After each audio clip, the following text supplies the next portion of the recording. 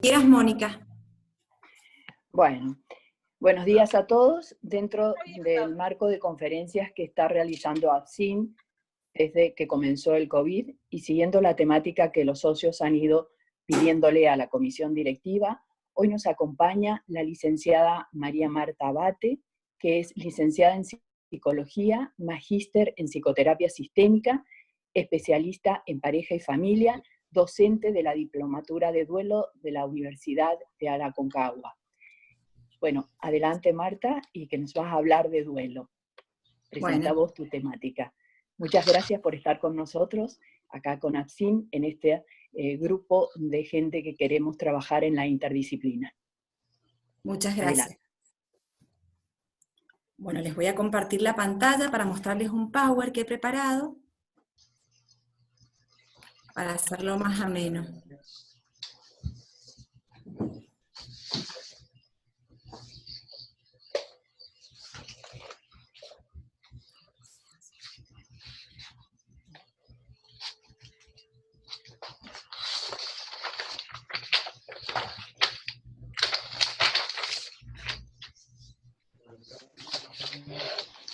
¿Están viendo bien la pantalla en blanco en este momento?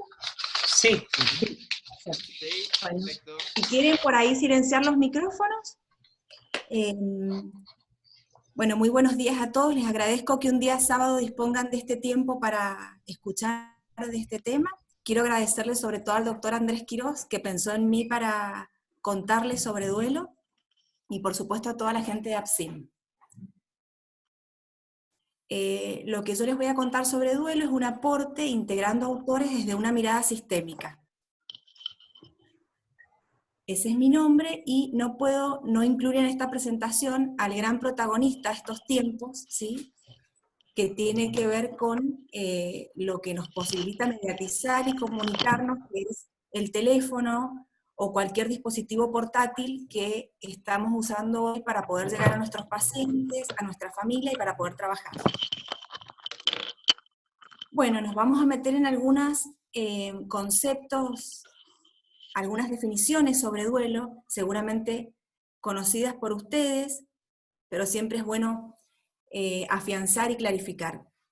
Vamos a pensar el concepto de duelo como un proceso doloroso que se inicia ante una pérdida. Que sea un proceso supone que tiene inicio, desarrollo y fin. Y la verdad es que pensar que los duelos finalizan es una mirada muy esperanzadora para los pacientes y para las personas. Es doloroso porque transculturalmente, sobre todo en lo que es la cultura occidental, el duelo se acompaña de vivencias de dolor. De hecho, la etimología de la palabra viene de dolor, duelo viene de dolor. Y lo que vamos a tomar como pérdida es un concepto amplio de pérdida, es decir, por supuesto que pérdida vamos a considerarla la muerte, porque es la pérdida por excelencia, por su condición de irreversibilidad, pero también hoy en lo que es la clínica de duelo, tomamos como pérdida, por ejemplo, a la pérdida de la salud, ¿sí? La pérdida que la situación de pandemia hoy de alguna manera nos pone de frente. Pérdida también es la ruptura de una relación afectiva de mucho tiempo. Por supuesto que eso también es una pérdida y nos pone en situación de duelo. Todo lo que es las mudanzas, los desarraigos, también son pérdidas de esa estructura de vida que teníamos, las pérdidas de las rutinas, la pérdida del trabajo que nos daba una identidad, un sentido, una rutina armada. Todo esto se incluye en un concepto amplio de lo que es pérdida. El duelo va a necesitar de la capacidad emocional de la persona, de su red familiar y social. Siempre hemos tenido este concepto del duelo como una instancia privada, como algo que las personas hacemos en nuestro aislamiento y en nuestra privacidad, en relación a nuestros recursos subjetivos, pero también vemos que la respuesta, la devolución que la familia o que alguien de la red social y del entorno nos da, esa respuesta de alguna manera facilita nuestro proceso de duelo o lo constriñe. Con lo cual, ya sabemos que el duelo tiene un gran cursado y una gran influencia de todo lo que tiene que ver con lo social y con lo familiar, y también con lo cultural, por supuesto, porque ustedes vieron que en general, por ahí las mujeres tenemos como más permitido el llorar en público, y por ahí a los varones les cuesta más todavía esto, es decir, que culturalmente también hay mucha influencia en cómo se cursan o se procesan los duelos. El duelo, por supuesto, impacta y exige muchísimo la capacidad de aprendizaje de las personas. Tenemos que aprender y reaprendernos en un mundo que queda transformado tras la pérdida. Así que tiene un gran, digamos, un gran impacto y una gran exigencia en todo lo que es la capacidad de aprendizaje de las personas. Anticipar una pérdida es importante porque también anticipar una pérdida nos permite experimentarla. En esta situación de pandemia, podemos pensar, por ejemplo, los que ya han pasado por situación de tener que aislarse por protocolo, por haber estado en contacto con alguien que se sospecha que está con COVID, esa anticipación, ¿no?, en el aislamiento, fíjense cómo todo eso también influye muchísimo en la vivencia de la pérdida.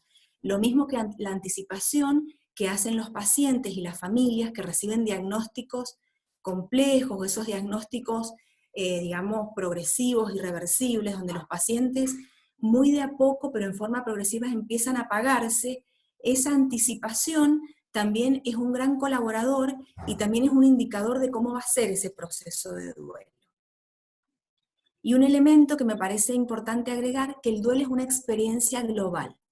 A veces escuchamos que los pacientes nos dicen por qué no pueden disfrutar una reunión social como la disfrutaban antes de su pérdida, o por qué se sienten tan diferentes.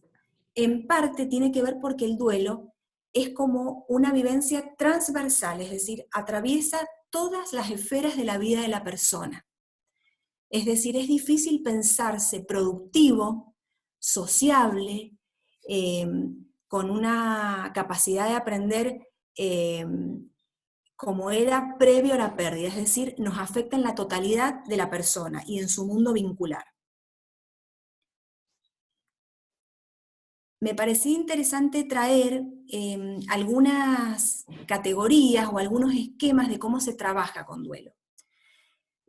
Traje dos que son quizás de los más usados, hay muchos más, pero dos que son, se complementan y son interesantes y fáciles de visualizar. Lo que es el abordaje tradicional del duelo está un poco basado en el esquema que armó la doctora Elizabeth Kubler-Ross, que fue una pionera en el estudio de estos temas. Ustedes seguramente sepan, hay un libro, que es un libro, uno de los primeros libros que escribe ella, que es sobre la muerte y los moribundos. Es un libro que se publicó en 1969. Muchos de los que están escuchando esta charla seguramente en esa época todavía no habíamos nacido. La verdad que es un libro sumamente vanguardista para su época, tiene muchísimas traducciones. De hecho, una vez me dijeron que tenía más traducciones que la Biblia, no sé si será cierto, pero la verdad es que es un libro muy traducido, muy usado, y es un libro que cuando apareció fue un compendio y fue un gran aporte porque trajo el tema del duelo como algo para trabajar desde lo clínico. Así que un poco en reconocimiento a ella, me parece interesante mostrar el abordaje tradicional del duelo. No por ser tradicional no está vigente, es un abordaje muy vigente y muy usado en las instituciones sanitarias porque es muy práctico. Este abordaje lo conocerán, ella lo pone como compuesto por etapas o fases, ¿sí? Primera etapa, shock-negación. Segunda etapa, confusión. Después viene la búsqueda, la aceptación y la reintegración. Voy a decir solamente una palabrita de cada cosa porque seguramente es un tema que ustedes manejan, es una categorización muy, muy usada.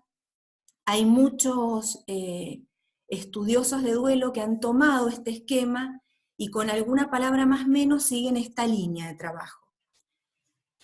La primera etapa podemos pensarnos en cómo hemos ido transitando esto de cuando esto de la pandemia se vuelve lo que se vuelve, ¿no? Esta vivencia de esto no nos está pasando, esto no puede ser, esto era algo que estaba en China, es decir, esto de un poco la negación como un mecanismo de defensa muy activo y la vivencia de shock. Podemos pensarlo también cuando recibimos diagnósticos difíciles, ¿sí? Diagnósticos complejos, esto de esto no puede ser, esa primera reacción que se instala el mecanismo de defensa como una manera de proteger y darle tiempo al psiquismo para poder procesar esta nueva realidad que se presenta. La confusión, ella la plantea quizás como un poco lo que genera la negación, que es una especie de despegue de la realidad. La negación en su máxima intensidad, a veces hace que la realidad como que desaparezca. De ahí la confusión.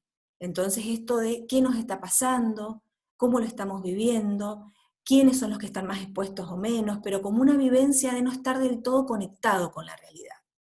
La búsqueda ya es una etapa donde ella plantea que la persona de alguna manera conecta con lo doloroso de la realidad transformada. La búsqueda podríamos decir que es la etapa dentro de lo que ella postula del contacto a pleno con el dolor.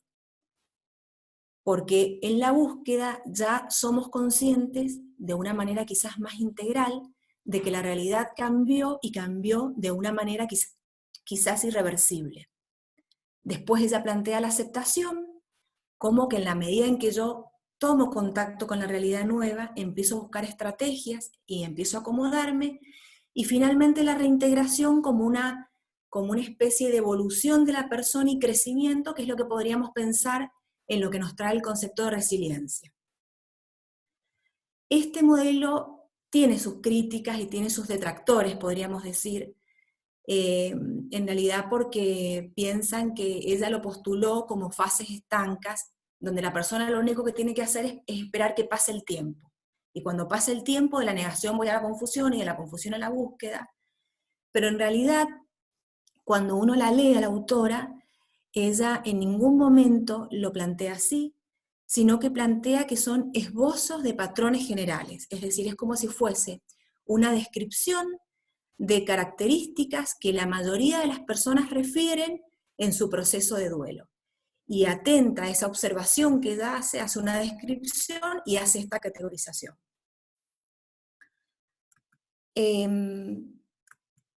Trabajo de duelo lo traigo por un autor muy leído que se llama William Worden. Trabajo de duelo es una expresión que él la toma de Freud, es decir, que acuña el término de él, y en realidad trae la expresión trabajo para poner, digamos, de manifiesto cómo cuando acontece una pérdida, dice él, generalmente tenemos esta vivencia de que es un acontecimiento que llega a nuestra vida y no nos deja elección, no nos deja posibilidad de elegir. Cuando algo malo desembarca es como que es un cambio no deseado que se instala en la vida nuestra. Quizás como lo que nos está pasando ahora en este momento de pandemia. Nos hace sentir desesperados, desesperanzados, en un estado de impotencia porque es una realidad que no hemos elegido.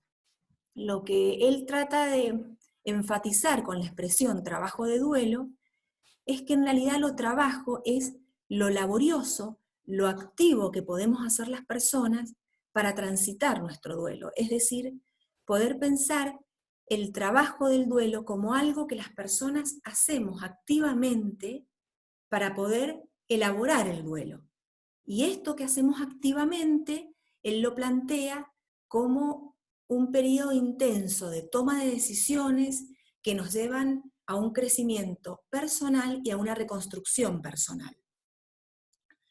Es interesante porque autores por ahí más modernos han elegido conjugar el verbo y la palabra duelo como sustantivo ponerla en verbo. Entonces decimos que estamos duelando, un poco como haciendo más hincapié en esto de lo que activamente hacemos para elaborar nuestro duelo.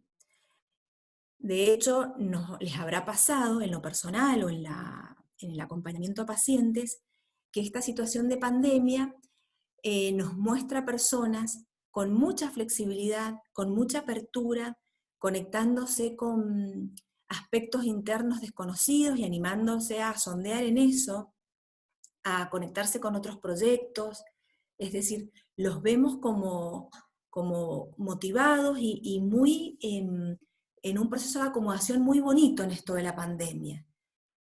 Y también tenemos pacientes que lo viven con mucho desasosiego, viven la pérdida de su rutina como una gran pérdida, como algo que los pone en un lugar muy desesperanzador, de mucha angustia, con lo cual ahí vemos la diferencia de cómo hay personas que pueden transitar esto de un modo más activo y nos dejan como este indicador, ¿no? Por ahí yo pensaba en sesión con una paciente que me contaba, una paciente grande bueno, que está ubicada en lo que es población de riesgo por la edad y por una patología de base.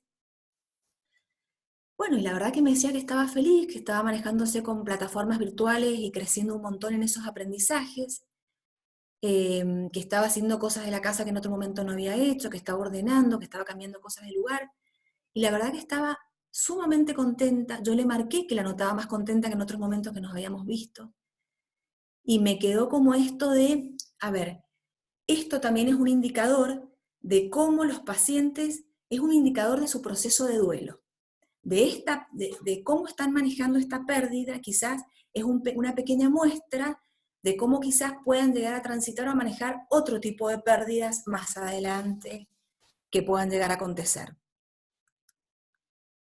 Lo de trabajo de duelo que trae Worden va aparejado con estas tareas que él postula. Estas tareas él las trae no como algo que las personas deban hacer o debamos hacer una tarea para pasar a otra y para pasar a otra. Él dice, lo ideal es que toda persona que transite un duelo haga estas tareas, del modo que pueda y en los tiempos que pueda, pero atravesar todas las tareas es parte de un proceso de enriquecimiento y de crecimiento personal que marca también un punto y un modo de elaborar el duelo. Yo les voy a contar estas tareas que él postula. Bueno, la primera tarea, reconocer la realidad de la pérdida, ¿sí? Si pensamos en el modelo anterior, en el tradicional, podemos decir, bueno, uno reconoce la realidad de la pérdida cuando puede salir de lo que es el shock, de lo que es la negación. Él dice, no es reconocer la realidad de la pérdida de un modo, digamos, solamente cognitivo, sino que es integrar, es decir, es poder entender, pero también dimensionar los elementos emocionales que implica el entendimiento. Porque cuando yo puedo hacer eso, puedo despertar, por decirlo de algún modo, a una nueva realidad, que es esta, la realidad que me trae la pérdida, es decir, la realidad que se abre después de una pérdida. Él plantea que cuando uno se abre a esa realidad, conecta con el dolor, es decir, la dimensión del todo dolor. Y es interesante plantear esto porque la verdad es que muchas veces está esta postura de ya vas a salir, va a estar todo bien, va a pasar, y lo que él plantea es que es muy difícil que una persona elabore un duelo si no se abre al dolor. Por supuesto que abrirse al dolor es sumamente difícil. El dolor emocional, como el dolor físico, es un dolor que agota a las personas. Y ese agotamiento a veces genera como una vivencia de desolación, de que de esto no se va a poder salir, o una vivencia a veces de pérdida de la cordura. Las personas a veces sienten que se van a volver locas. Entonces, abrirse al dolor, la verdad, es que es todo un desafío. Por supuesto que cuando uno acompaña esto en un proceso terapéutico, uno aprende o intenta, digamos, acompañar en el aprendizaje de cómo dosificar el dolor. Porque abrirse y estar todo el tiempo conectado a la pérdida es un poco como esto que dice Yalom de mirar el sol. Es decir, si yo estoy todo el tiempo mirando el sol, me voy a terminar dañando. Todo el tiempo estar focalizado en la pérdida genera daño. Pero si yo puedo hacer momentos de conexión y de desconexión, es muy saludable porque permite conectar con la pérdida y también conectar con la posibilidad de otra realidad. Pero bueno, de eso se trata también el proceso de elaboración. poder entender que no salimos de esto si no conectamos con el dolor también. La siguiente tarea es revisar el mundo de significados. Bueno, y acá quería también integrar un poquito parte de lo que trae la sistémica en lo que es la narrativa. Porque, a ver, ustedes saben que lo humano va de la mano del sentido. Esto no es de la sistémica, esto es del existencialismo. Lo humano va de la mano del sentido, es decir, si hay algo que necesitamos frente a la muerte y frente a la pérdida, son producciones de sentido. Las grandes pérdidas impactan en el sistema de creencias que tenemos las personas. Las personas tenemos un modo de creer cómo son las cosas, un modo de proyectar, un modo de mirarnos y de conectar con nuestra identidad, y las grandes pérdidas impactan directamente en todas esas capacidades y en todas esas definiciones que tenemos. Lo que me parece interesante integrar desde la narrativa es este concepto de, a ver, cuando el paciente viene, él trae una historia, trae una narración de su vida. Esa narración lo pone al paciente en el lugar, él es el escritor de esa narración, él es lo escrito y él es el crítico literario de eso que escribió. Cuando viene a la consulta, lo que hace es abrirnos a este rol un poco de crítico literario, es decir, nos ponemos en esta postura como de co-mirar, co-visionar y co-construir un relato, un cuento, una narración que tenga sentido para él en esa reconstrucción de creencias. ¿Y por qué creo bueno, que es muy bonito tomar esto de la narración? Porque de alguna manera, a ver, los terapeutas somos como, nos gustan las historias, y somos contadores de historias, y nos gusta leer historias, y un poco lo que hacemos en el espacio de la terapia es ayudar, ¿no?, a construir ese cuento, ese relato, que tenga continuidad con ese proyecto de vida. Es decir, que el espacio de la terapia es un espacio también de revisión y de reconstrucción de estos significados.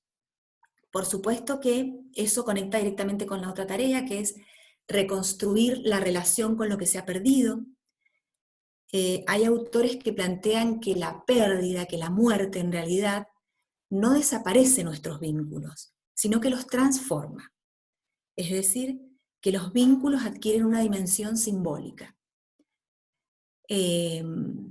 Bueno, son aportes muy jugados, pero también son aportes que traen muchísimo material para poder trabajar en duelo, porque todo lo que es lo simbólico, los rituales, esto de la narrativa, nos posibilita un campo de acción muy rico en el consultorio de duelo. Lo simbólico posibilita a los pacientes la vivencia de conexión con lo perdido, pero no es una vivencia de conexión como la que uno puede pensar desde la negación. No es pensar el otro está ahí a la manera de la negación, como los primeros momentos, digamos, más desestructurantes, sino es un proceso de reelaboración y de reconstrucción personal. Es decir, reconstruir la relación con lo que se ha perdido es poder ubicar la pérdida, recolocar la pérdida en un lugar que tenga, recolocar la pérdida en un lugar que tenga sentido en el proyecto de vida de la persona y que pueda acompañar ese proyecto de vida. Esa es la reconstrucción y la recolocación. Bueno, y finalmente decir que todo este proceso lleva a una reinvención, es decir, es un modo de rehacernos, de reconstruirnos, pero no es un reconstruir para volver a lo que éramos. Es una reinvención y una reconstrucción que plantea una persona más evolucionada, en un punto de trascendencia, en un punto de más evolución.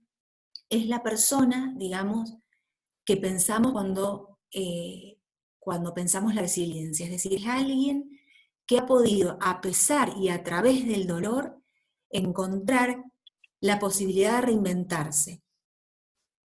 Estas tareas yo las puse en este diagrama porque da la impresión como de una dinámica que está todo el tiempo de alguna manera retroalimentándose, es decir, son tareas que están influyéndose mutuamente, porque el que se reinventa vuelve a tener momentos de dolor, por supuesto que los va a volver a tener, pero de esos momentos de dolor tiene una posición frente al dolor diferente, tiene una capacidad de recuperarse del dolor diferente y tiene una capacidad de atribuir narración, de atribuir significados también diferentes. Por eso hablamos de esta reinvención o de esta evolución. Por ahí yo pensaba en esto de la pandemia, bueno, que estamos en ese proceso, ¿no? Estamos en ese proceso de acompañar y de revisarnos de cómo hemos crecido en aprendizajes, en vulnerabilidad, en pérdidas de seguridades, pero también en otros aprendizajes y logros que quizás no nos podíamos conectar con eso si veníamos como veníamos. Es decir, es la posibilidad de crecer a través y a pesar de esta pérdida que estamos atravesando. Bueno, y las emociones, ¿no? Las emociones, ¿qué rol juegan en todo esto? Bueno, este es todos los que me están escuchando son personas idóneas en salud mental y saben mucho de todo esto, así que no hace falta hacer grandes aclaraciones, pero todos sabemos que las emociones son ese esqueleto, esa columna que nos sostiene, como también lo cognitivo. Siempre las emociones operan al servicio de la salud.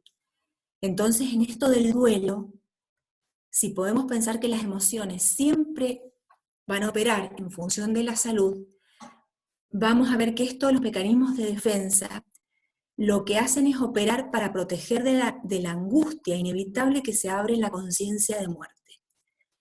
La conciencia de muerte es algo que hoy en día todos tenemos más presente. Es decir, ustedes saben que casi todos los noticieros tienen como una especie de placa con un contador donde están los muertos mundiales, los muertos nacionales, los recuperados, casi que ni se pueden leer, y los contagiados.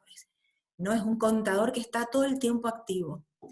Con lo cual, igual que imágenes que se han transmitido por los medios de comunicación, de imágenes muy fuertes de fosas comunitarias, es decir, es un momento donde lo mortuorio se ha exhibido por las pantallas de una manera, digamos, donde nadie ha quedado exento de esto. Es decir, que la conciencia de muerte está muy activa en este momento.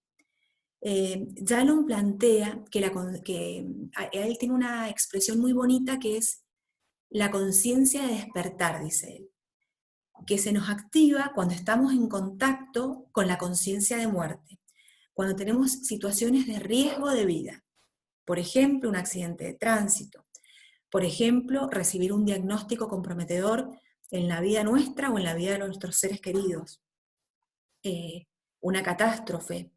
Todas estas situaciones, la muerte, por supuesto, de un ser querido, un allegado, todas estas situaciones nos hacen despertar, dice él, a una conciencia diferente.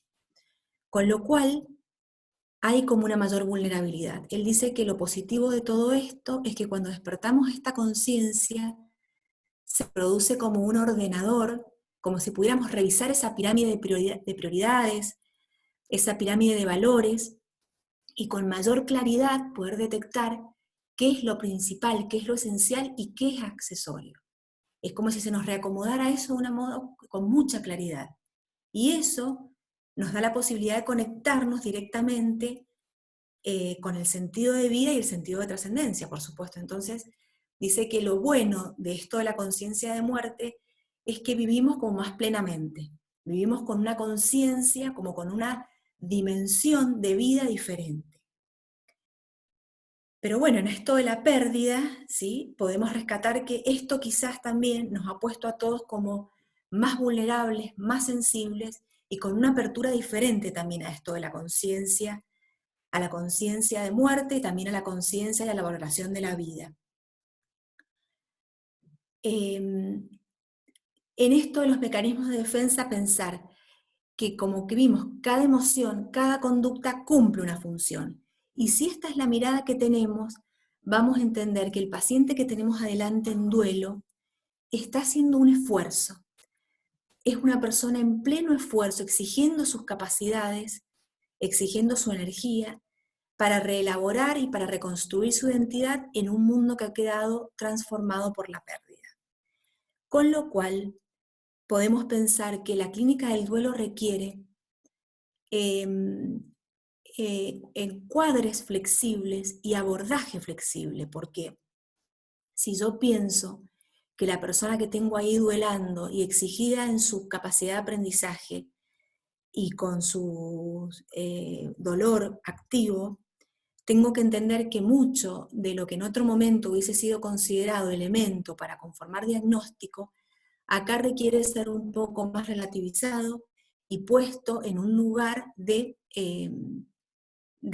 salud, es decir, puesto en este concepto de lo que se está moviendo en la persona para recuperar equilibrio, como ese metabolismo que está en acción para poder recuperar equilibrio.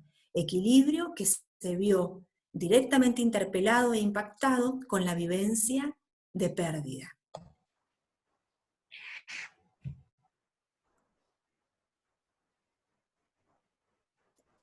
Bueno, yo no quería traer, para que no sea larga la presentación y porque no era parte de lo pedido, no voy a hablar de comunicación de malas noticias, pero sí tengo que hablar, cuando uno habla de duelo, tiene que incluir lo que es la comunicación empática. La comunicación empática es la comunicación efectiva y la comunicación afectiva. Les muestro esta foto, que es una foto que cuando alguna vez doy una charla, la muestro. He decidido no cambiarla, no porque no actualice los powers, sino porque creo que es una foto que muestra cómo una persona desde lo no verbal puede acompañar, acompasar el momento de aflicción y de dolor de otra persona. Si en esta foto no hubiese un guardapolvo blanco y no hubiese un estetoscopio, podríamos pensar que son personas que son familiares entre sí o que son amigos. Es decir, la comunicación empática conecta directamente con esto, conecta con poder pensar el encuentro con el otro y la construcción de un vínculo de colaboración mutua. Es poder escuchar al otro, comprensivamente percibir su mundo interno como si fuera propio. Y he destacado el cómo sí, porque no podemos perder de vista el cómo sí. Porque corremos el riesgo, si perdemos de vista el cómo sí, en entrar en esto que se conoce como desgaste por empatía. El trabajo de duelo es un trabajo de una gran intensidad emocional y requiere genera mucha carga emocional, porque mucha carga emocional se pone en juego. Entonces, el cómo sí nos ayuda a poder ver esto de, yo no voy a sentir el dolor tal cual lo siente el otro, ¿sí? Pero no quiere decir que yo no pueda compadecerme, acompañar ese padecimiento, ponerme en su lugar y generar este vínculo de colaboración mutua. Además, la comunicación empática es condición necesaria para validar el padecer del otro. La verdad que la experiencia personal de trabajo, yo creo que, o por lo menos les quiero transmitir esto, que es lo que yo he podido aprender. Aunque uno comunique algo realmente doloroso y realmente difícil, cuando uno se mueve desde la empatía, genera validar el padecer del otro y validar al otro desde un lugar humano. Son como, digamos, el validarlo al otro como un sufriente desde su lugar de persona, desde su persona con todo su mundo relacional y todo su mundo emocional. Esta validación, por supuesto que también requiere lo que dije más temprano de los encuadres flexibles, es decir, requiere que uno se anime a abrazar, tocar, ahora todo esto, ¿no? Con el aislamiento social está muy comprometido, pero también requiere esto de sentir y estar cómodo en ese rol de poder acercarse al otro hasta físicamente sin que eso nos incomode o nos haga sentir que salimos del rol profesional. Cuando les decía recién lo de la comunicación no verbal en la foto, la verdad es que, bueno, ustedes saben que este es un gran componente en la comunicación. Es un gran componente porque está presente previo a que desarrollemos la comunicación verbal, porque históricamente nos antecede en el desarrollo evolutivo, lo no verbal nos antecede, con lo cual lo no verbal es eso que se pone en juego casi sin que podamos controlar. Lo no verbal es clave para generar empatía. Lo no verbal desde lo simple que podemos ver en el contacto con el otro. Lo no verbal en el contacto visual, es decir, los pacientes que refieren que cuando se les da una noticia y se los mira a los ojos, sienten que lo que se les dice es más veraz o que no se esconde nada. Es decir, el contacto visual transmite esta vivencia de que se están diciendo las cosas con veracidad y con sinceridad. El contacto visual es algo que afortunadamente no hemos perdido en esto de la comunicación virtual. El silencio, bueno, el silencio, la verdad que un silencio bien usado es mucho más clarificador que un montón de palabras. Un silencio antes de comunicar o de transmitir un diagnóstico complejo hace que quien me va a escuchar esté más atento a lo que yo voy a decir. Un silencio después de transmitir una comunicación compleja le da respeto y le da profundidad a lo que acabo de decir. El silencio, pero un silencio, digamos, el silencio cuando uno se sienta en la cama de un paciente en el hospital, ese silencio que transmite una vivencia de compañía y una vivencia de encuentro y de empatía y de que realmente estamos conectados con lo que está pasando. La verdad que aprender a usar el silencio es de mucha ayuda, porque a veces, digamos, los terapeutas que tenemos esto de la palabra, tenemos que aprender a dosificar la palabra, porque cuando entendemos que el silencio es un gran colaborador, la verdad es que también aprendemos a usar la palabra de otra manera. El asentimiento con la cabeza, bueno, yo en esta charla un poco lo he perdido a eso, porque no los estoy viendo, pero cuando doy una charla presencial, la verdad que el asentimiento es el mejor indicador que tengo de cómo me están siguiendo, quiénes están más conectados con lo que estoy diciendo, y es lo que vemos también en nuestros pacientes, ¿sí? Es lo que transmite que el mensaje está siendo atendido y que el mensaje está llegando. Es un gran elemento conector, el asentimiento nos da la circularidad de la comunicación, que es tan importante. La postura, ¿sí? Es decir, cuando tenemos la posibilidad de vernos, cuando no hay un escritorio de por medio, no es lo mismo decir algo de brazos cruzados, con las manos en los bolsillos, que, ¿no? Que el paciente nos pueda ver las manos, hacer los antebrazos hacia adelante, todo lo que indica el deseo, digamos, como de acercamiento. La verdad es que hay gente que tiene una gran oratoria y tiene gran capacidad de hablar, pero en esto a veces se queda corta o hace agua.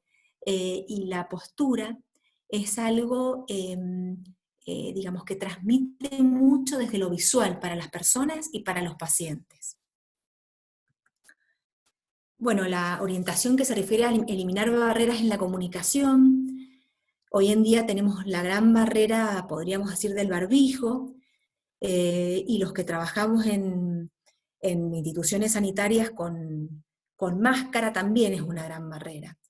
De todas maneras, cuando uno lo puede verbalizar, ya tenemos muchos días de uso de barbijo, con lo cual lo hemos como naturalizado. Yo creo que el barbijo lo hemos podido naturalizar ya mucho más que la máscara, pero en realidad cuando uno puede decir que estos elementos los usamos para protegernos, para cuidarnos, esto es lo que tenemos que hacer porque gracias a que hacemos esto podemos seguirnos viendo y podemos seguir ayudándonos, ya esa barrera se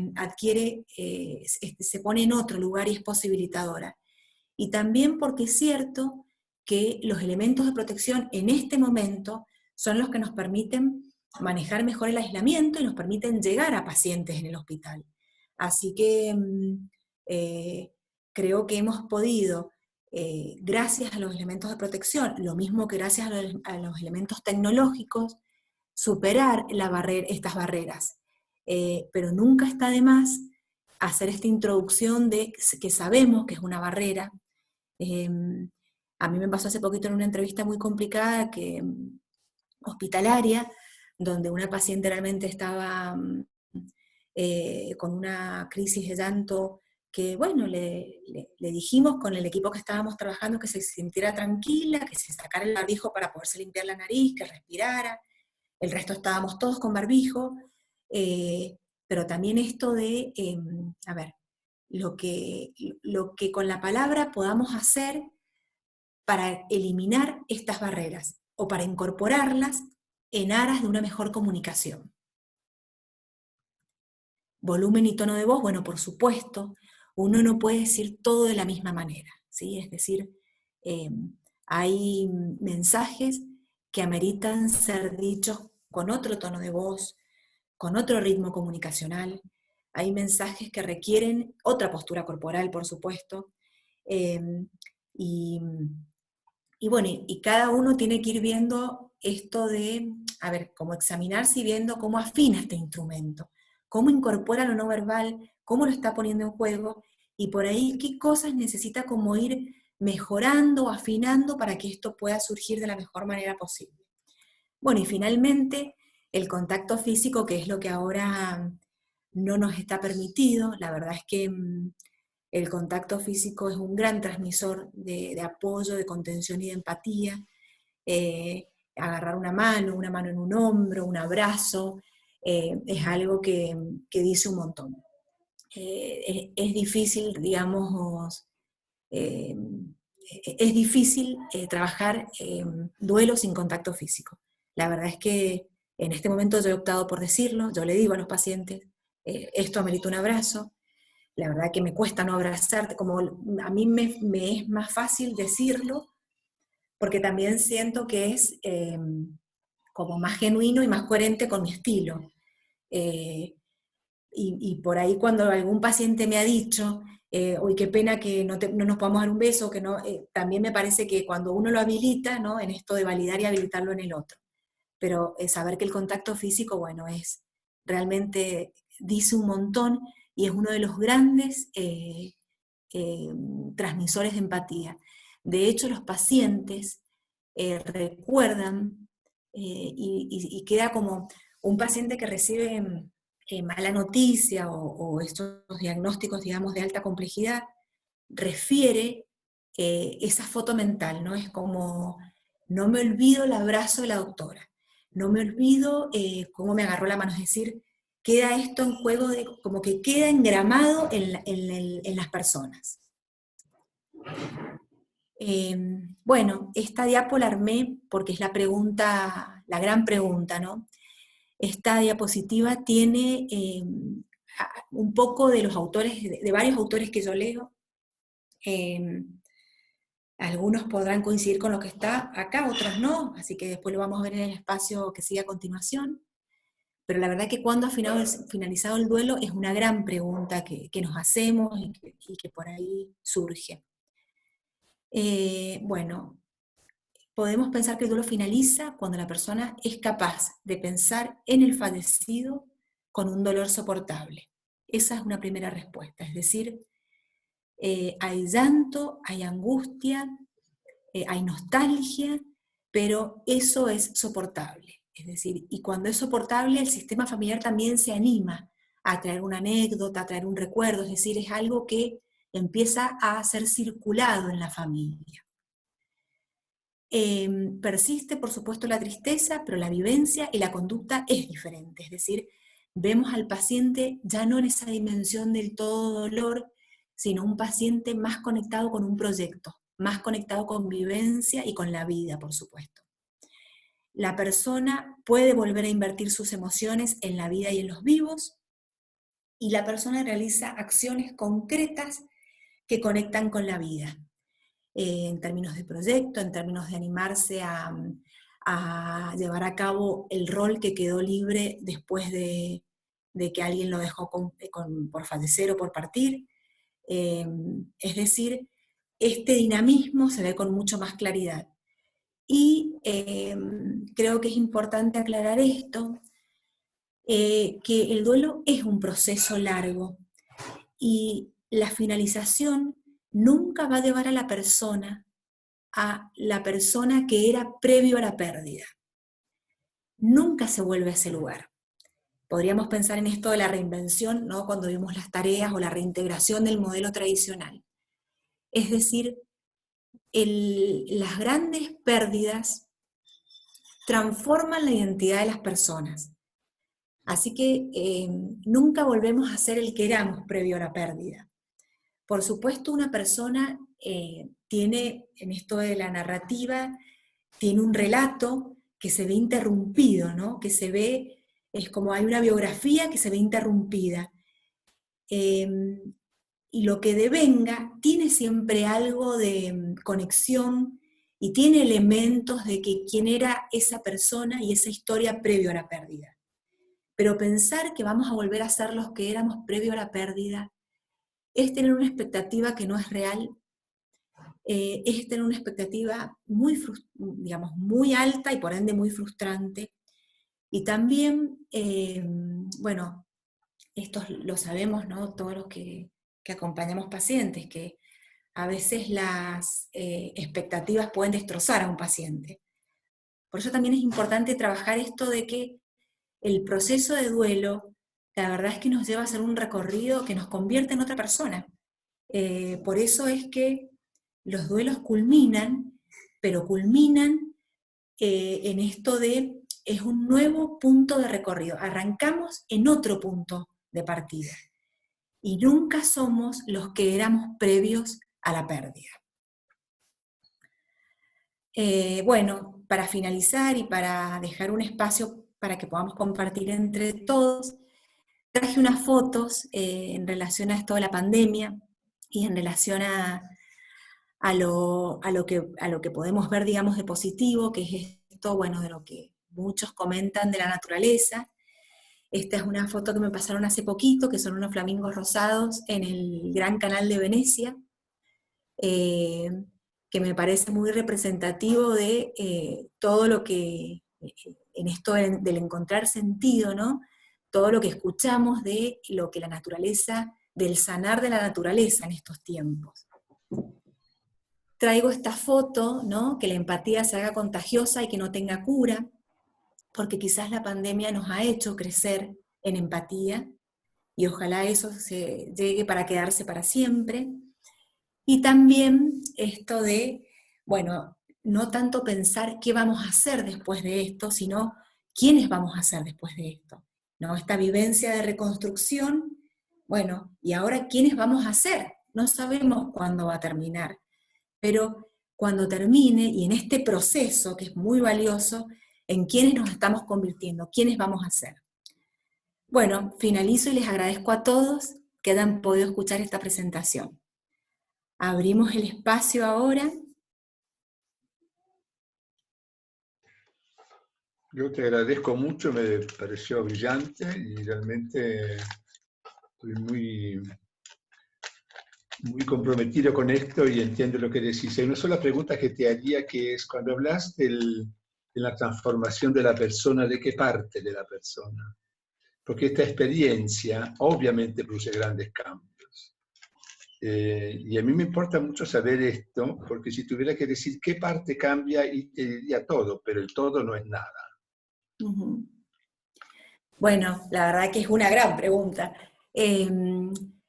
Yo lo que te podría decirte es que las personas cambian hasta en su fisonomía, porque el dolor tiene esto de transformar, es decir, cuando vemos un paciente con dolor físico, ustedes saben, lo habrán visto, el dolor transforma la fascia de la persona.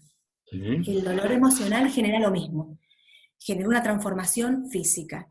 En realidad, yo creo que es una transformación personal, porque yo he escuchado pacientes que me dicen, me cuesta escuchar las charlas de mis amigas, sus amigas históricas de toda la vida, porque siente que ella es otra, ¿sí? Ella es otra, entonces lo que se habla lo pone en un lugar que ya no lo puede poner donde lo puso en otro momento. Es decir, por supuesto que esto depende del tipo de pérdida que está en juego, ¿sí? Te diría, así como vamos aprendiendo durante la vida y vamos aprendiendo cómo ser felices, cómo crecer, cómo desarrollarnos, cómo afrontar situaciones problemáticas, vamos aprendiendo también cómo manejar esto de la pérdida. Pero habrá gente que siente que su transformación es total y de hecho hasta se corre de algunos vínculos. Eligen correrse y dejar algunos vínculos porque sienten que realmente son otras personas. No sé si algo de esto te responde. Sí, seguramente, seguramente. Creo que es un cambio tan integral que es casi imposible abarcarlo. Se puede, obviamente, pero más allá de la experiencia, es como si se produjeran cambios, digo el cómo sí, porque no puedo dar prueba de esto, casi genético, ¿no? El que ha vivido a la sombra de una familia que ya pasó por pandemia tiene mejores recursos, o después de una guerra tiene mejores recursos frente a esto, por ejemplo. Sí, sí. Es como si hubiera incrustaciones genéticas que le quedan, por eso preguntaba qué parte, y el todo, evidentemente. Sí, a Pero mí, te agradezco mucho. bueno, no, por favor, la verdad es que es Muy como, completa, la verdad que me gusta mucho. Te agradezco, ¿eh? Que tenga buen fin de semana. bueno, muchas gracias. Hasta luego.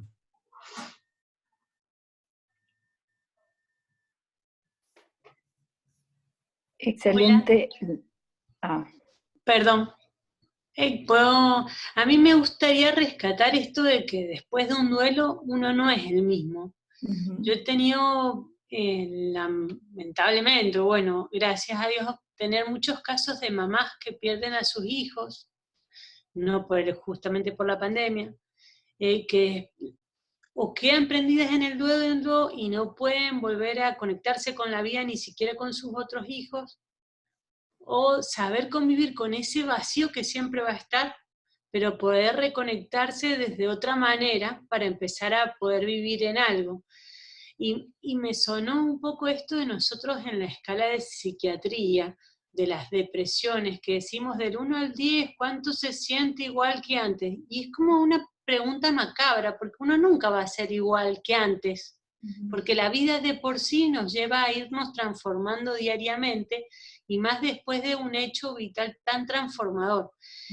Y dejar de tratar de pedirle al paciente ser el mismo que antes, para, no sé, para nosotros como una satisfacción de buena terapia, o para poderlo acompañar en este transitar de ser una nueva persona desde otro punto de vista. Es súper interesante el aporte, porque es cierto que, a ver, el duelo tiene mucho de la depresión. Yo te diría, comparte sintomatología, comparte con lo que uno elabora el diagnóstico de depresión, es lo mismo que uno ve en el duelo. Lo que pasa es que el duelo es un proceso natural, es un proceso sano. Es decir, es el proceso por excelencia más exigente para el ser humano, porque lo humano va del lado del apego. El desapego es un ejercicio, digamos, como contra natura desde lo humano. Entonces, por ahí lo que a mí me ayuda con los pacientes es poder decirles, lo difícil sería que no te sientas así de mal. Es decir, es darle al malestar una connotación positiva. Es poner todo ese malestar en un lugar positivo. Puede ser una comparación que es muy médica, pero que también lo hacemos en el hospital. Yo estoy en el servicio de cuidados paliativos del Hospital Central, En realidad, cuando los pacientes oncológicos hacen quimioterapia, es difícil entender que un medicamento o una combinación de drogas, como es la quimio, que es tan agresiva y que los descompone tanto y les hace tan mal, es lo que colabora en sanarlos o en encontrar el bienestar, ¿sí? Es esto de, ¿cómo me va a hacer bien si me hace tanto daño? Bueno, el duelo tiene algo de esto, que es algo que nos hace doler tanto y que nos consume tanto energía y que nos lleva al límite, es lo que tenemos, es lo que nos tiene que pasar frente a la pérdida. Al que no le pasa es esto de las tareas, ¿no? No se abre el dolor, es decir, se enmascaró, se puso, digamos, se blindó, pero sabemos que ese el proceso de duelo no lo está haciendo, lo dejó ahí frisado y no sabemos cuándo ni cómo va a detonar.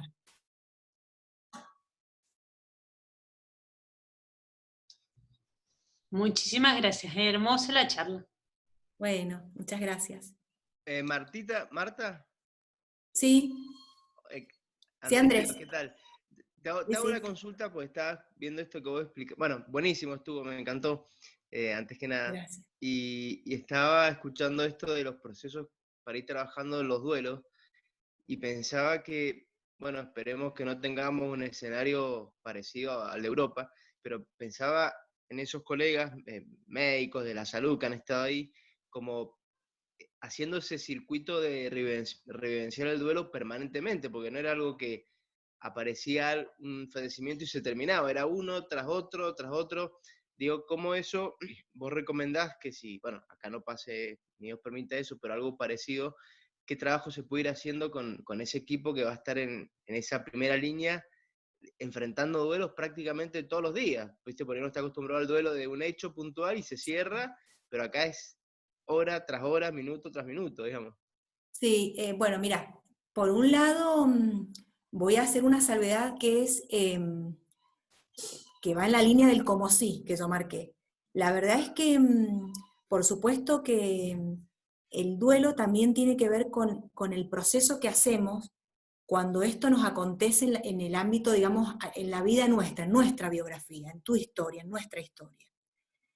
Cuando uno lo piensa, digamos, en lo laboral, también uno piensa que es un equipo que está puesto en un lugar que entiende que también tiene que ver con un rol laboral. No digo que con esto no vaya a haber impacto y no quiero minimizar porque la verdad es que lo es. Pero, a ver, ya estábamos en pandemia, tuvimos el fallecimiento de una paciente nuestra de paliativos ahí en el Hospital Central, que es el hospital donde yo estoy. No fue una paciente que falleciera por COVID, fue una paciente que su enfermedad oncológica digamos, se progresó rápidamente, la paciente llegó caminando al hospital, ya estaban activas todas estas medidas de los familiares afuera, solo un solo cuidador en horario, bueno, todas las medidas que ha dispuesto el hospital. La paciente en muy poquito tiempo se muere, con mucha, digamos, con mucho correlato físico y con mucha, digamos, desfiguración. Entonces, una paciente con hijos chicos. Y hacemos una nota, yo le explico al director que los hijos tenían que, a ver, yo le explico en realidad a mi superior a su superior, que era interesante y que en esto del duelo los hijos tenían que verla. La verdad que haciendo costo-beneficio, se explica esto de que era muy riesgoso introducir los hijos al hospital, que de hecho lo es. Normalmente en el central no ingresan niños, en esta situación por supuesto menos. Entonces hablé directamente con el familiar y lo que hicimos fue una construcción juntos, porque la señora, vuelvo a decir, entró caminando y murió en el hospital.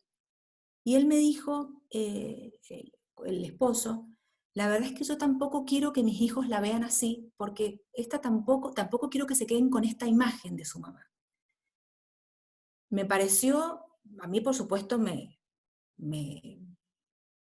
me alivió porque yo tenía todo un esquema que era mío, porque yo entendía que uno tiene que ver y que tenía que decir, yo me había hecho como una historia, que creía que era la historia, y cuando lo pude co-construir con él me di cuenta que la historia era otra. También entendí, que esto no lo digo, pero lo digo a raíz de tu pregunta, Cicely Sanders, que es la pionera de cuidados paliativos, ella dice que las condiciones en las que muere una persona son muy influyentes en el proceso de duelo. Entonces la verdad es que yo digo, si estos chicos ven esta mamá así, se van a quedar con una foto de una mamá que no era su mamá, y un familiar me dijo, digamos, esta no es su mamá, esta es como la foto que sale en la caja de los cigarrillos. Y la verdad que con eso cerramos el tema. Entonces, la verdad es que ahí como esto de, a veces uno tiene una idea de cómo tienen que ser las cosas para que sean del modo, digamos, más funcional, y nos encontramos en la realidad con que construimos unos modos funcionales a la medida de la realidad de los que la necesitan. Lo que yo creo es que, no sé si nos va a pasar lo de otros países, pero sí creo que, por eso puse el teléfono cuando abrí la presentación, que hoy en día lo que le permite a un paciente con COVID estar sostenido es el teléfono. Es un teléfono con paquete de datos, porque es una situación de aislamiento muy severa. Nosotros todos sabemos que los aislamientos muy estrictos generan a veces vivencias regresivas. Por eso creo que es tan importante el tema de poner un dispositivo a disposición de los pacientes, y alguien que esté dispuesto a sostener, que no tiene por qué ser el médico, ¿sí? No creo que tengamos que cargar con todo al equipo de clínica médica que está abocado a COVID. Creo que, bueno, que acá hablamos de equipo sanitario, y equipo es trabajo social, equipo de psicóloga, equipo de salud mental de un hospital, digamos, es un equipo sanitario. Yo entiendo, a ver, todos entendemos que el clínico tiene un accionar, pero me parece que frente a COVID tenemos que movernos como un equipo, y como también muchos de los que estamos acá seguramente estemos en el grupo de contingencia para salud, que bueno, porque estamos pensando también como equipo cómo ayudar a los que están en esa línea. Bueno, no sé, capaz que hablé mucho, no sé si te respondí, Andrés, pero un poco esa es la idea, abrirnos como equipo, pararnos como equipo. Estuvo re lindo tu respuesta y tu aporte, y también pensaba si tenés como sugerencias para trabajar con el equipo, digamos, que va a estar permanentemente, o puede llegar a estar, esperemos que no, sometiéndose a duelos. De hecho, el mismo médico atraviesa el duelo de perder algo de la medicina en sí, que se nos enseñó a salvar personas, ¿no? A hacer un triage para dejar de lado a uno, ¿no? Como pasó en otros países, esperemos que acá no ocurra. ¿Y qué tipo de sugerencias tenés, qué abordajes para los equipos de salud, básicamente? En realidad no quiero decir que el médico no va a hacer duelo, pero sí que está, a ver, trato de traer a mi cabeza, por ejemplo, el rol del terapista. Es decir, el rol de alguien que está en un puesto laboral donde sabe que su realidad laboral diaria implica muerte. Ese es un poco en realidad lo que dijo hace un ratito Triunfi en esto de lo que tienen genéticamente, es decir, ese es un médico que tiene ya como engramado la muerte como un resultado posible de su trabajo diario. Es decir, está como familiarizado con que eso puede ser parte diaria de su trabajo. De hecho, creo que este tema del COVID pone arriba de la mesa otros temas necesarios de abordar y de trabajar desde el mundo médico, que tiene que ver, por ejemplo, con la adecuación del esfuerzo terapéutico. Y ahora no lo estamos haciendo, pero en realidad cuando haya que hacer triage para ver quién va o no a un respirador y haya que priorizar, bueno, nosotros ya tendríamos que estar pudiendo hacer adecuación de esfuerzo terapéutico en las terapias intensivas de nuestra provincia. Eso tendría que ser un componente laboral que formara parte de lo que un profesional sanitario hace, ¿sí? O esto de las directivas anticipadas, es decir, que alguien de determinada edad, yo creo que eso es lo positivo de que todo esto de la muerte esté fluctuante, que es que la gente se anime a hablar, que alguien diga, si a mí me pasa, yo no quiero que me lleves a una terapia, o yo no quiero llegar a una terapia. Hay gente que lo puede decir en situación de enfermedad progresiva, degenerativa, que puede decir, yo me quiero morir en mi casa, quiero estar solo, desnudo, entubado en una terapia, yo quiero estar en mi casa con los míos hasta que me apague. Bueno, paliativo, por supuesto que esta es la bandera que tiene, ¿no? La muerte digna, y la muerte, digamos, con el contexto de la familia. Por supuesto que un paciente con COVID no puede estar en su casa, pero sí me parece que abre este debate de lo pendiente desde lo médico, en lo que tenemos que actualizar, me parece. Me parece, bueno, la pregunta de Andrés, yo quiero agregar algo que es, me parece que los encuadres hoy están abocados, se construyen y se organizan sobre la urgencia, porque el COVID está lá. De manera que ya, por lo menos en mi experiencia, para el personal de salud del hospital donde trabajo, desde el que limpia el quirófano hasta el médico, lo tiene permanentemente abierto el teléfono. Esto es una alternativa. O sea, no se trata de pedir turno. Hay una urgencia dentro del horario de hospital o fuera del horario del hospital, el personal puede llamar. Creo que es una manera de estar al lado del médico, al lado del personal en forma permanente. Claro que sí. Y la otra cosa que me parece que tiene sentido, que es el virus de alguna manera, no digo que se homologa, pero representa de alguna manera esto que vos decías, ¿no? Invisible, un huésped inesperado, pero en definitiva acompaña siempre la vida como la muerte, o la puede acompañar. O sea, a esto me refería cuando decía que el que ha pasado por situaciones como esta, hablando de los cambios de la persona, es como que va incorporando recursos que le van a servir para muchas otras pandemias, emocionales, mentales, lo que fuera, ¿no?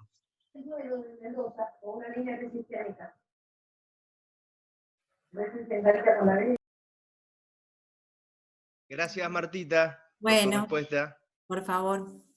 Marta, yo una pregunta por lo que había dicho Andrés. A mí me parece que un poco es verdad que el médico terapista, sobre todo, está acostumbrado a confrontar con la muerte diariamente y no tiene que ver su duelo. Pero no sé si acá ya estamos así, pero yo creo que el médico sí tiene que hacer un duelo cuando tiene que, con este virus nuevo, llegar a su casa, hacer toda una transformación, no ver a sus hijos para no contagiarlos, o como pasó acá, que lo imputaron al médico porque contagió a sus padres que murieron en San Rafael, creo.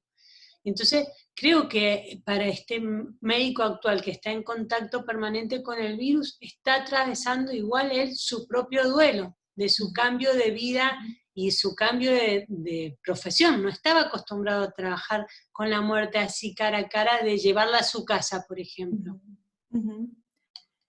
Sí, así como lo estás planteando, es así. En realidad, creo que todas las rutinas que hemos tenido que aprender de cómo usamos los elementos de protección, de cómo nos desinfectamos, entre comillas, de cómo volver y los rituales para volver, es decir, me parece que tenemos muy presente esto del virus, por poner esa palabra y no la muerte. Y sí creo, que esto es muy personal, pero frente a COVID hay mucha gente que es de clínica médica, y el clínico no tiene la exposición a la muerte que tiene el terapista. Así que yo sí creo también que ahí hay algo, a ver, habrá COVID que ingrese a una UTI de COVID, por supuesto, pero hay mucho que queda con el clínico. El clínico, digamos, no tiene una exposición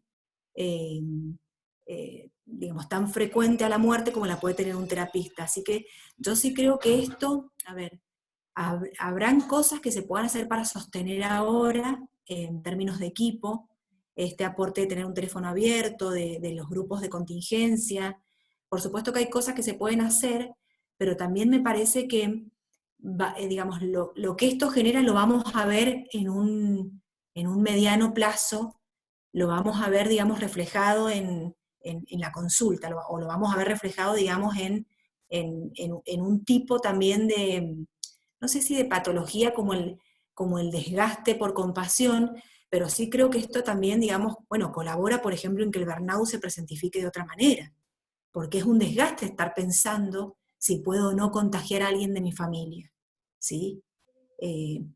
Entonces, creo que esto va a traer un correlato que en este momento, digamos, todavía no lo podemos dimensionar. Me parece que el fenómeno se está desplegando y lo vamos a poder ver más en el mediano plazo, como consecuencia me refiero. María Marta, Martita. quería agradecerte, me pareció muy clara la exposición que hiciste.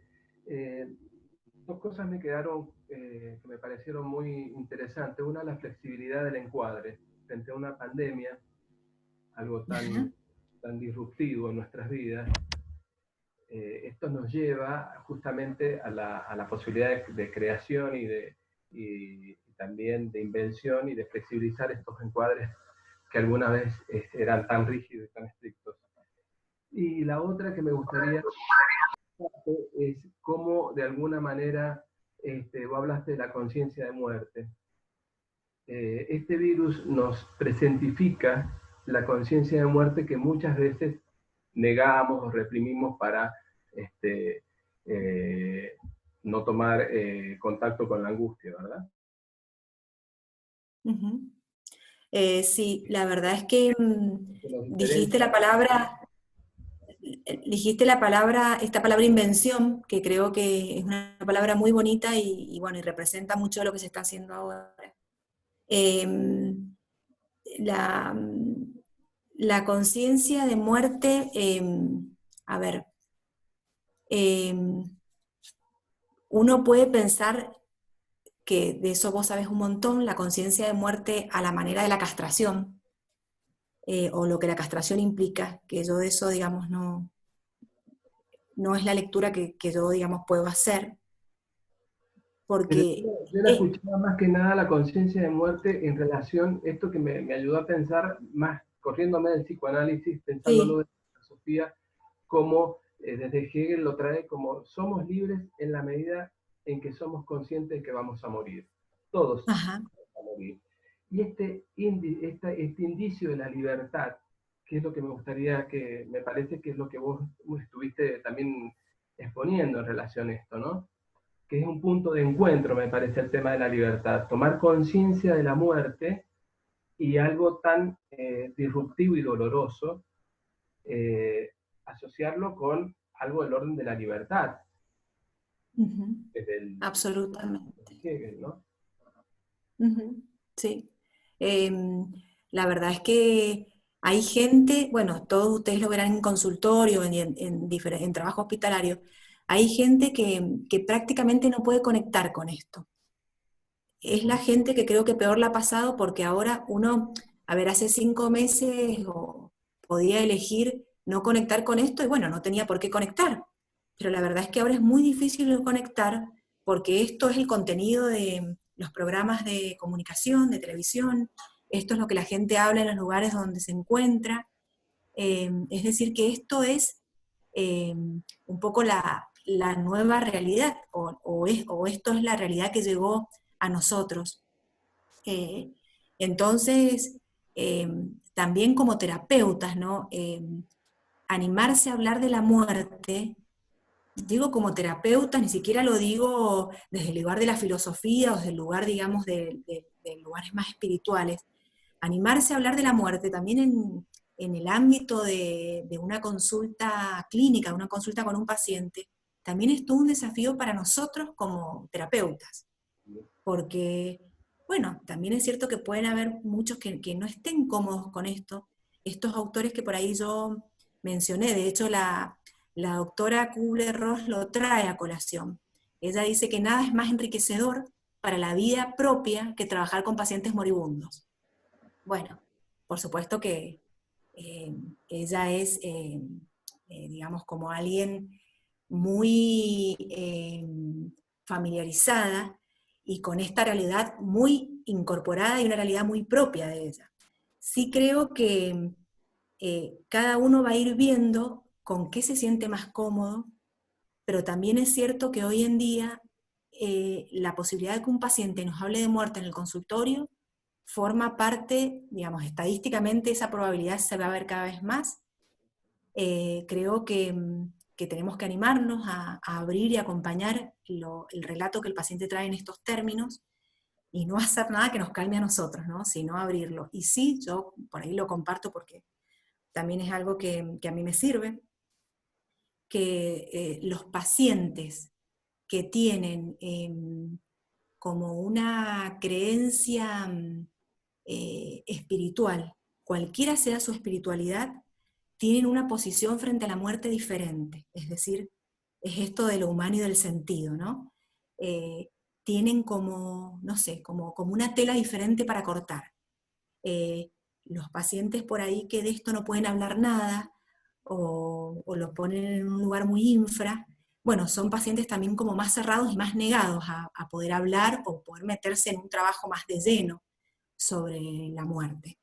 Así que, pero bueno, esto que vos marcás de la libertad es bien bonito para acentuar el tema de, la verdad es que uno también elige cómo la quiere pasar. Por eso hay gente que en esto de pandemia está feliz de la vida, disfrutando de sus seres queridos y de sus aprendizajes nuevos, y gente que está con un desasosiego que no sabemos cómo manejarlo. Así es. Bueno, muchas gracias. Muy claro.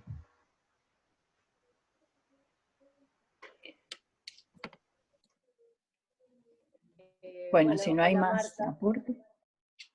Ya. Marta, bueno, la verdad que es un gusto escucharte. ¿Me escuchan ahí? Sí, perfecto. Bueno, es un gusto escucharte y la verdad que creo que a todos nos hace pensar muchas cosas. No sé si es una pregunta, quizás un aporte. Esto de pensarnos como terapeutas en esta situación nueva que estamos viviendo, que realmente a todos nos lleva a ponernos en situaciones, ¿no es cierto?, de duelos, de diferentes duelos. Y poder justamente esto, traer como terapeutas el poder empezar a pensar con libertad esto de las pérdidas, de poder hablar de la muerte, que no es nuestra cultura. En otros países, en otras culturas sabemos que se puede hablar de la muerte de otras maneras, y para nosotros es un tanto tabú, ¿no?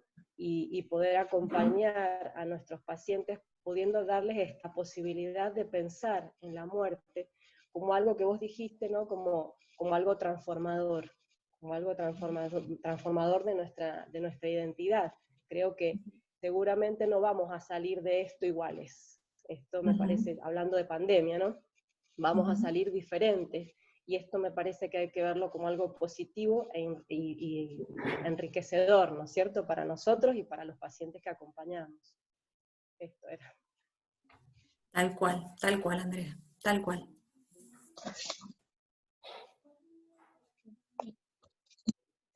Bueno, buenos días. Yo soy psicopedagoga y primero agradecerte por la charla sumamente interesante. Gracias. Y la pregunta concreta es que yo quisiera saber, para trabajar con los docentes y con los niños, justamente en esta situación de pandemia, si tenés algún aporte como para poder colaborar en este asesoramiento que se nos está haciendo tan difícil en este momento. Sobre todo cuando estos niños y estas docentes, como nosotros, en la vida cotidiana estamos viendo esto que vos decías, estas pizarras informativas del tema de la muerte tan presente, esto de cuántos muertos por día, cuántos muertos hay por día, cuántos recuperados, en fin. Quería saber con respecto a esto si podías ayudarme un poquito y bueno, si había alguna estrategia, ¿no es cierto?, o bibliografía que nos pudiera ayudar. Y te agradezco muchísimo. Bueno, la verdad es que es probable que la docencia sea una de las profesiones que más ha tenido que ayornarse para dar respuesta en esta pandemia. Claramente. Han tenido que hacer como ellas también, ¿no? Todo un proceso de reconstrucción personal para conectarse con un modo de enseñar diferente. Sí, Eso es, creo que, a ver, lo primero creo que es un reconocimiento, ¿no? Creo que socialmente hay un reconocimiento hacia los médicos, hacia los sanitarios, y también tiene que ser hacia ellas porque realmente nos han mostrado su gran capacidad y su flexibilidad y su capacidad de adaptación. Creo que por ahí es interesante partir de esta base, porque es la base que nos da, que nos muestra como esa flexibilidad ya es un recurso muy rico que se puso en evidencia. Es un recurso que claramente estaba dormido, latente, larvado, como lo queramos decir, pero estaba. Y esta situación creó las condiciones para que eso se desarrollara y pudiera dar el resultado que actualmente está dando. Con lo cual creo que si hay algo que tiene que gratificar y producir una vivencia comunitaria de satisfacción y realización personal, es el trabajo de los docentes. Lo marco como una fortaleza, porque la fortaleza siempre también nos da esta vivencia de crecimiento personal, conectar con las fortalezas, las que ya conocíamos y las nuevas que vamos descubriendo en este escenario. Entonces, yo lo que podría transmitirles a ellas es que lo que han mostrado es que están a la altura de las circunstancias, y más, ¿sí? Lo mismo que por ahí uno dice del sistema sanitario, a veces hay tanta crítica y lo que nos está mostrando es que está a la altura de las circunstancias. La docencia o el sistema educativo lo mismo. Quizás lo que pase con cada niño me parece que es una realidad que depende también del clima emocional de cada casa. Porque, bueno, hay casas donde deciden armar como que esto es un juego que estamos jugando, y bueno, y hay casas donde los niños ven que los papás tienen que llegar, desinfectarse, cambiarse de ropa, que tienen elementos de protección, digamos, son chicos que están viendo otra realidad diferente de los niños que no tienen que ver esa realidad. Lo que creo que nos sirve es la idea de esto porque también nos sirve porque nos une, que es que estamos todos intentando salir de esto. Por supuesto que hay particularidades, ¿no? No es lo mismo, como lo hemos escuchado varias personas ya, no es lo mismo el aislamiento en una casa con jardín, varias habitaciones y muchos dispositivos tecnológicos, que bueno, que el aislamiento en un asentamiento. Claramente no es lo mismo. Pero sí creo que lo que nos ha mostrado un poco la pandemia es esto de, bueno, la condición, digamos, de igualdad frente a ella. No frente al confort que podamos tener, pero sí frente a esto de que todos somos vulnerables, es decir, que es totalmente igualitaria y democrática, es decir, estamos muy expuestos o estamos todos expuestos, entonces eso nos pone en una condición de igualdad. Creo que lo de los niños es como muy lo que cada casa arme. De todas maneras, sí, en mi experiencia personal, como madre, digamos, y teniendo niños en edad escolar, creo que no son de muchos aguante los grupos de los que siempre nos quejamos de WhatsApp de las madres para elaborar esto, para darle apoyo a las docentes. Creo que las docentes tienen que estar apoyadas por esos grupos en términos de devolverles feedback positivos, porque se nota el esfuerzo que están haciendo, ¿sí? Y se nota también el esfuerzo que están haciendo por aprender cuestiones informáticas que quizás que no formaban parte de los intereses de cada uno, y sin embargo lo están haciendo y lo están haciendo muy bien. Entonces creo que tienen que estar sostenidas por su institución, porque también esto es importante, que la institución sostenga su docente, tienen que estar sostenidos en el reconocimiento por su institución y también por su comunidad educativa. no es mucho más lo que tengo para aportarte. Muchísimas gracias, muy amable.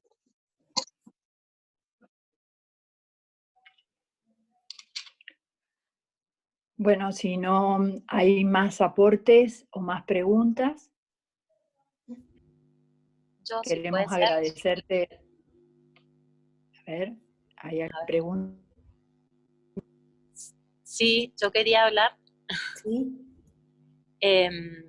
Bueno, yo me desempeño en el cuerpo médico forense y trabajamos con la muerte, digamos, a través de nuestros compañeros que hacen necropsias. Y realmente me impactaba cuando había algún accidente y había muertes numerosas, cómo se afrontaba esa situación y cómo quedaban nuestros compañeros. Y por ahí también empezar a pensar esto de que la muerte nos atraviesa a todos y como profesionales también por ahí nos hemos quedado en la etapa de negación y no hemos podido hablar y trabajar y ponerla sobre la mesa en nuestros ámbitos laborales. Entonces, bueno, empezamos a hablarlo con las personas que estaban dispuestas, con los colegas que estaban dispuestos, y de alguna manera este tema ya, digamos, la muerte genera mucha frustración y en los equipos trabajar con un cuerpo, no haber llegado, o sea, surgen un montón de preguntas que era necesario empezar a poner sobre la mesa y como vos decías, poder mostrar que esto hay que enfrentarlo, que no hay que negarlo, porque si no, uno no puede crecer y no puede transformarse. Entonces, como profesionales, trabajando con la muerte, que esto no quedaba ahí, que el trabajo no quedaba ahí, sino que se podían hacer aportes y transformarnos nosotros y transformar, digamos, la población en la que trabajamos. Entonces comenzamos con el tema del suicidio y bueno, en este momento estamos intentando, porque es un trabajo que comenzó previamente a la pandemia y bueno, ahora estamos tratando de adaptarnos y hemos empezado a trabajar con las familias que tienen este tipo de pérdidas tan trágicas, que por ahí leía que, digamos, el duelo de una pérdida de este tipo era bastante diferente al duelo que puede ser de un familiar, como vos decías, que de alguna manera uno se va enfrentando con esta posibilidad que genera mucha culpa. Entonces, lo que hemos comenzado a hacer es, por lo menos en la primera entrevista, si la podemos hacer en el cuerpo médico forense, cuando la familia va a aportar los datos personales o a retirar el cuerpo, es poder intentar hacer una entrevista en donde se alivie, digamos, ese sentimiento de culpa de que no hicieron lo que debían hacer o que no escucharon o que tienen la responsabilidad de que esa persona haya llegado a ese punto y no pudieron hacer nada. Y realmente esto que vos decías de la empatía, poder trabajar en ese momento con las personas que hemos podido en algún momento entrevistarlos y llegar a ellos, el alivio realmente que sienten es muy grande y creo que bueno, es un trabajo que requiere presencia y que sería interesante poder darle continuidad, porque bueno, es una de las cosas, digamos, una de las herramientas que también se proponen para la posvención y para prevenir futuros suicidios. Así que bueno, un poco comentarte esto y también que la importancia de poder empezar a trabajar sobre la muerte en todas las instituciones que podamos estar nosotros. Bueno, y muchísimas gracias. Bueno, muchísimas gracias. Sumamente enriquecedor. Muchas gracias. Y gracias por el aporte, la verdad que es muy interesante y muy necesario. Gracias. Bueno, no sé si hay algún otro aporte o alguna otra pregunta a la licenciada. Bueno, si no hay más aportes y no hay más preguntas, yo le doy las gracias en nombre de APSIN a la licenciada Bate, que realmente nos ha brindado una charla brillante y la posibilidad de evacuar un montón de preguntas, de dudas y sobre todo la posibilidad de seguir pensando. Muchas gracias, licenciada. Gracias, gracias Mónica, gracias a todos.